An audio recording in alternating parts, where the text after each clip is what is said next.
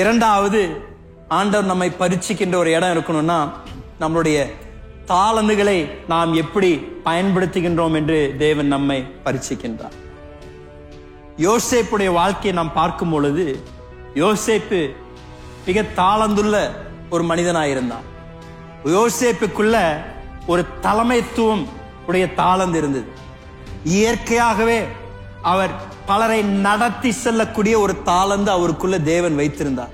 நீங்கள் ஆதியாகமம் 41 அதிகாரத்தை நீங்க வாசிக்கும் பொழுது 39, 40 வசனங்களை வாசிக்கும் பொழுது, பார்வோன் யோசேப்பை பார்த்து அந்த கனவிற்கு அவன் விளக்கத்தை கொடுத்த பின்பதாக பார்வோன் யோசேப்பை பார்த்து சொல்லுகிறான், உன்னை போல தேவன் ஞானம் பெற்றவர்கள் வேற யாரும் இல்லை. நீ என்னத்தை செய்ய நீ எனக்கு ஆலோசனை கொடுத்திருக்கிறாயோ அதை நீயே செய்ய விரும்புகிறேன் என்று அந்த மிகப்பெரிய பொறுப்பை யோசேப்பின் கையில் பார்வோன் தருகின்றான். சோ யோசேப்பு ஒரு தலைமைத்துவத்தின் ஒரு தாளந்து மாத்திரம் இல்ல, அவர் நல்ல திட்டமிடுற தாளந்து இருந்தது. எப்படி பணத்தை புழங்கணும், என்னத்தை செய்யணும் என்று பல தாளந்து உள்ள மனிதனாய் இருந்தார். பல தேசங்கள் அந்த நாட்களில், அந்த பசி பஞ்சம் இருந்த நாட்களில் யோசேப்பிடத்தில் வந்து அந்த தானியத்தை பெற்றுக்கொண்டு போனார்களாமா. பல தேசங்களிலிருந்து எல்லாரும் வந்து யோசேப்பிடத்தில் வந்து கெஞ்சினாங்களாமா, எனக்கு கொடுங்க, எனக்கு கொடுங்க. யோசேப்பு எல்லாருக்கும் எல்லா விதத்திலும் தலைவராய் இருந்து அவர்களை நடத்தினாராமா. அந்த பஞ்சத்தின் நாட்களில் யோசிச்சு பாருங்களேன், எகிப்தியர்கள் வந்து அந்த எபிரேயரை கீழ்த்தனமா பார்ப்பார்கள், அவர்கள் எந்த விதத்திலும் மதிக்க மாட்டார்கள். ஆனால் யோசேப்புக்குள் இருந்த தாளந்து நிமித்தம் ஒரு எகிப்தியர் கூட யோசேப்பு சொன்ன ஒரு வார்த்தை தட்டல. அவன் சொன்னதெல்லாம் கீழ்ப்படிந்து அந்த பஞ்சத்தின் நாட்களில் பார்வோன் சொன்னார், யோசேப்பு சொன்னதை செய்யுங்கன்னு சொல்றார். நான் உங்களுக்கு சொல்றேன், இதுல ஒரு நல்ல மிக முக்கியமான ஒரு பாடம் உண்டு நாம் கற்றுக்கொள்ள வேண்டியது இந்த தாளந்தை குறித்து. யோசேப்புடைய வாழ்க்கையில் இதை நாம் பார்க்கின்றோம். அவனுடைய தாளந்திற்கு ஏற்ற ஒரு சந்தர்ப்பம் வர வேண்டும் என்று அவன் காத்து கொண்டு இல்லாமல் அவனுக்கு இருந்த அந்த சந்தர்ப்பத்தை பயன்படுத்தி அவன் முழு தாளந்த அவன் ஆண்டவருக்காக உபயோகித்தான். பலர் இந்த தவறான அபிப்பிராயத்தை வைத்திருக்கிறாங்க. அவங்களுக்கு தாளந்து இருக்குன்னு அவங்களுக்கு தெரியும், ஆனா அவங்க என்ன யோசிக்கிறாங்கன்னா, எனக்கு ஏற்ற ஒரு வாய்ப்பு வரணும், அப்பதான் நான் அந்த தாளந்தை பயன்படுத்துவேன்.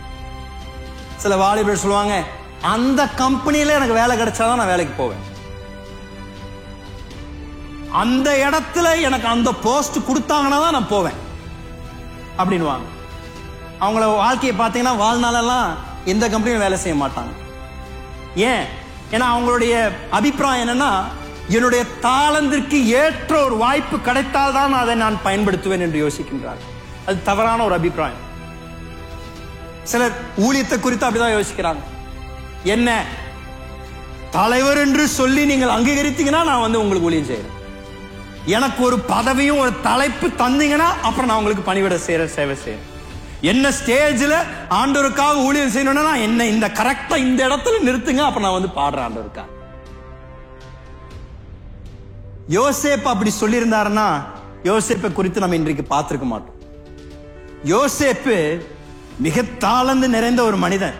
யாக்கோபுடைய செல்ல பையனா இருந்தாலும் அவன் போத்திபார் வீட்டுக்கு வந்த பொழுது அவனுடைய எண்ணமெல்லாம், என் கரத்துல என்ன வாய்ப்பு கிடைக்குதோ அதை நான் சிறப்பா செய்ய போறேன், யாரு பாக்குறாங்களோ இல்லையோ நான் இப்ப என் கரத்துல என்ன கொடுத்திருக்கிறாங்களோ நான் சிறப்பா செய்ய போறேன் அப்படின்னா யோசேப்பை கூட்டு, இங்க வா, இந்த குதிரையை கொஞ்சம் குளிப்பாட்டுனா, சரிங்க கொண்டு வாங்க குதிரையை, நான் குளிப்பாட்டி முடிச்ச பிறகு எகிப்து தேசத்துல இதை போல சுத்தமான ஒரு குதிரை இருக்காதுன்னு சொல்லியிருப்பான்.